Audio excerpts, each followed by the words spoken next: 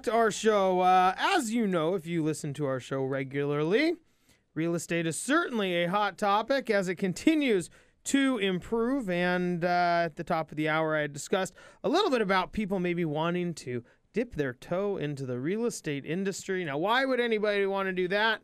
Well, I'm going to let Dave Duncan tell you. Dave Duncan does join us with Keller Williams and the Dave Duncan Group. Dave, how are you, my friend? I'm doing great. Ready for the holidays, are you? I'm ready. Sure, bring them on. Bring them on. You know, we broadcast for a couple more weeks, and then we're just, I guess we won't be broadcasting anymore, for lack of a better term. Dave, let's talk about the real estate industry, because I want to make sure people understand, hey, what prices are really doing, and why that may be a caveat or a catalyst to somebody wanting to get into the real estate industry. Because last time prices went up, everybody got into the real estate industry and the mortgage industry. Could we see that again? Absolutely, we can see it again, and we'll get into that more after I share some stats. But it's a great time. We're seeing a lot of new people get in the business, and we're also seeing a lot of people that got out in 07, 08, 09 getting back in. So a little of both, and let me share some numbers. Yeah, let's do it. These are November numbers for King County, just FYI, and it's pretty consistent with what we've been seeing for a while. New listings taken in November were 1,574. More than that, I always look at the totals, the total actives. This is a staggering number, and that's why buyers are struggling these days. A year ago, there were almost 6,500 listings available in King County. Today, there's 3,700. So anybody out there looking, I'm sure you hear the story all day, every day, that they can't find houses, and that's why. Yeah. The second stat is sales. Sales are up about 10%. So, again, with the low rates, sales are up. So inventory's down, sales are up. You do the math, and it's a good time to be a seller today. Sure. So all you people that were waiting for prices to rebound, now's the time. And then finally, the average price has gone up about 15% in King County. It was $562 in November of last year, and right now it's $693 as of November sales. So you take these numbers, 15%. That's a big number. I mean, that's 05, 06 type numbers. And when you couple that with the fact that there could be a lot of sellers maybe coming on the market, over the course of the next year, that's where I start thinking, well, geez, you go get your real estate license, some people who want to buy a house, and even, coming from the mortgage business, real estate's kind of the same, similar in that, you kind of start with your sphere of influence, and that's a lot of times your first deals. That is your first deals. And actually, I'll talk about why I think it's a great time to get in the business. It'll be a little bit of a commercial about Keller Williams, surprise, surprise. Sure. Because our model is based on not just 100% full-time agents. It's based on, of course, the people that do a lot of business, building great teams, but it's also built on people that we call half cappers or quarter cappers, or meaning just that person you described, the one that does 2, 3, 4 deals a year with family and friends. I'll have a couple quotes from 30 years ago from Tom Hopkins, was a real estate trainer. Only the old guys like me would know who that is. But one of the things Tommy said was the most important part about real estate is the ability to last. So year 2, you might do that first 2, 3, 4 deals. Or year 1, year 2, maybe you double it. Year 3, you double it. Because just to get simpler, as you build your database, you're going to get X amount of transactions from that database each year. So that's lesson number 1. The other great quote from Tommy Hopkins was, real estate's high-paid hard work and low-paid easy work. And it absolutely is true. I've seen it both ends of the spectrum a lot. My theory is the people that struggle are the ones that, they get into real estate because they're excited about the freedom and the ability to manage their own time. But they're not very good time managers. you hit it right on the head. Those that are do great. I don't have to work today. Well, that's right. You don't. That's the low-paid easy work part of it.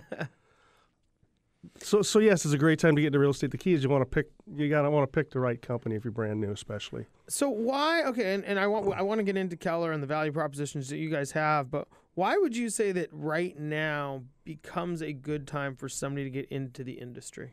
Great question. Typically, first new people to the real estate industry work with buyers because that's the easiest path. And right now, 2/3 of all sales are. Well, that's not true. Half of all sales are half are buyer sides, half are seller sides. But there's a lot of buyer sides available out there. I know in my office, 2/3 of the sales that happened in each of the last few months were buyer sides. Mm-hmm. So they can find those more readily. At 3.5%, people are going to be more compelled to be buying today than sitting on the fence because we talk about this every time. that will not always be the case. Mm-hmm. Mm-hmm. I always think about too, for people like thinking about mortgage industry, kind of similar, is there seems to have been, 10 years ago, there was a huge number of people in maybe like their 20s that got into the real estate industry or mortgage industry. Everybody knew them. And a lot of people have since left. And now there's kind of this gap in that young adult, professional segment, I guess, of the market, it seems like. There really is, and I see it in my office too, because a lot of the 20-somethings that got in then aren't in it now. Because it was really easy to make a lot of money back then. Now all of a sudden it's not so easy. No, but I'm seeing a resurgence of that again. I'm seeing a lot more young, maybe not 20-somethings, maybe like we've got probably 8 or 10 going through, the pre-licensing stuff right now, and I'll bet 3/4 of them are, late 20s, early 30s. So there you go. So I guess there's that gap. Hopefully we fill the gap, yeah. Yeah. So, okay, so let's get into, that there's buyers out there. There's people who want to sell real estate, and there is a little bit of a void in the industry for people, although I'm sure a lot of the real estate agents out there wouldn't think they need more competition. What is it about Keller Williams that could draw somebody in as maybe a new real estate agent? That's a great question. And by the way, there is enough out there for everybody. So, like I said, those that are willing to work, they're going to do well. Those that don't show up are going to struggle. Keller Williams is different. It's a lot of the big brands. I won't name any of them now, but the model's all about them. They're the brand. Like, you use our signs, our colors, period. You can put your name on it. Gary Keller, 30 years ago, decided that the agent's a brand. So it's kind of a combination. Granted, we're a big company. People don't know we're number 2 in the nation. In agent count, we have, I don't know the exact count now, between 75 and 80,000 agents nationwide. We expect to announce ourselves as number 1 in February at our convention, but that's not verified yet. But there's a lot of, we've got a value proposition list of 15 items, which I won't bore you with today. The couple hot buttons. I think let's hit on a couple of them for sure. The biggest one on the hot button is our training. I've been doing this for 30-some years, and I've been with a lot of different real estate coaches and seen a lot of different training programs. This is by far the best of all of them combined, in my humble opinion. That we've got the first level of training, which is called Ignite. And that's just been renovated with the new name. It used to be called 443. So it was designed for an agent to get 4 listings, 4 sales in the first 3 months. And it just teaches real estate fundamentals. Like, go talk to, Rebecca, we talked about managing your time. Go talk to somebody you don't know today. I mean, that's kind of the fundamentals of it. Mm-hmm. But it teaches you a schedule. You've got a lot of activities that you need to be doing in the first 100 days. It just really structures things to the nth degree. And that's, I guess, you talk about the freedom of being in the industry of the real estate industry. You can give yourself the freedom, but that isn't what's going to provide success. No, you have to do the important things. Yeah. You got 20. It's no secret in any business. 20% of your activities will yield to 80% of your results. Unfortunately, so many agents get wallowed up in the 80% of the activities that yield to 20% of the results instead of the important stuff. And I have a simple philosophy that you should do more of what's working and less of what's not working. Sure. And that's kind of what we teach in Ignite. We rolled into 3612-3 is the next class. And we have too many acronyms, I might add, at Keller Williams, and I know that. But that's designed to get somebody... We have no idea what you're talking about, but it sounds good, Dave. But it's designed to get you 36 transactions in 12 months, lead generating, which you know all about that because that's what you and your team have to do every day. But the biggest difference, I say, I'll jump ahead, and there's a mastery class on working with buyers, a mastery class with working on sellers. But probably the biggest difference with Keller Williams is Gary Keller wrote a book about 10 years ago called The Millionaire Real Estate Agent, and it was about building a 7th level team. And that means you start as an individual agent, level 2 you hire an assistant, level 3 you hire a buyer agent, and so on. Or ultimately you've got a big team doing a lot of business. So our model is is designed to build teams. And then what the latest big focus we've had, I say latest, the last 4 years, is called the Recruit Select program, which helps us hire the right people, set them up for a very productive first 100 days, and then of course, how do they maintain that high level? And that's something, for example, I'll be in Austin, Texas all next week, taking it for like the 4th time. I mean, I try to take that every year. Try to get a couple nuggets out of it. That it's that consistency of training, I think, that helps so much because a lot of people go into, and not just real estate, I think a lot of people go into any career, any job, any position, And there's a tendency to just rest on and rest on your laurels, I guess. And you're not searching for more education. A lot of people maybe don't know where to get it. A lot of people maybe don't know, hey, gosh, there is these classes or these different things. And it's tough to maybe get the initiative or take the initiative. It sounds like you guys are bringing the education into the classroom, I guess. We have it at a national level, a regional level, and then we do a lot of it at our local offices.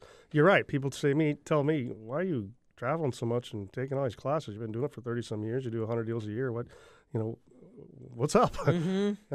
And I see value. I see because you don't want to do 50 learn next year because of the absolutely. Yeah, there's so many sharp kids out there that'll fly by if you don't stay on top of this stuff. And I've seen that at our we have people doing $800 and $1,000 a year with their big teams nationwide, and I just shake my head at how the way they can think so big.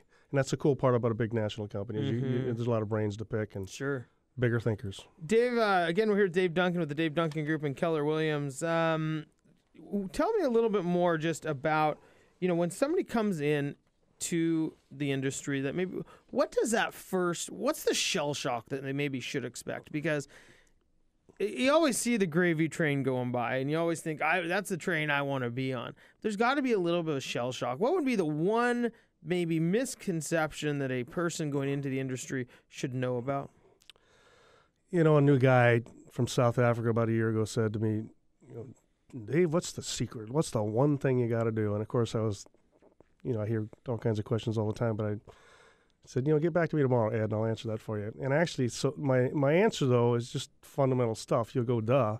But I said, Ed, so no matter what happens, no matter how many transactions you're managing, no matter how many flyers you're doing or problems you're putting out, if any day goes by that you didn't talk to somebody you didn't know about real estate, you weren't in real estate that day. I mean, then you're getting caught up in the 80%, not the 20%. Mm-hmm. So you got to make sure you do the 20% first, which is talk to people you don't know. Well, and to that point, and not to say, in the lending industry, one of our jokes about real estate agents is, oh my God, I'm so busy. Yeah. Right? It's amazing that it seems that a lot of people in real estate the time management, it must be such a big part, but it's fire to fire. And I guess that's what you're saying is if you're running around being so busy, you're probably not being so productive. Well, two answers to that. One is I think a lot of agents, most of those problems will take care of themselves. And if the lender's got a problem, usually they're going to fix it unless they need the agent's help, they're going to ask.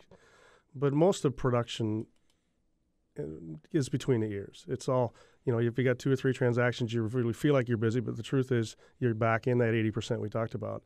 It's, if you just don't get wrapped up in that stuff and just do, again, the top 20%, which is lead generating, whether it's internet lead generation, which, by the way, was another class I didn't mention, whether you're doing it the traditional way. There's so many ways to go get some business that way. You just got to, again, get in front of people you don't know. Well, Dave, thanks so much for joining us. Good to see you again. Happy holidays. And we do have to go to break, but when we come back, you may already be in business and might be looking for some fun ways to reward your customers or reward your employees. When we come back, we'll give you a couple of them. We'll be right back.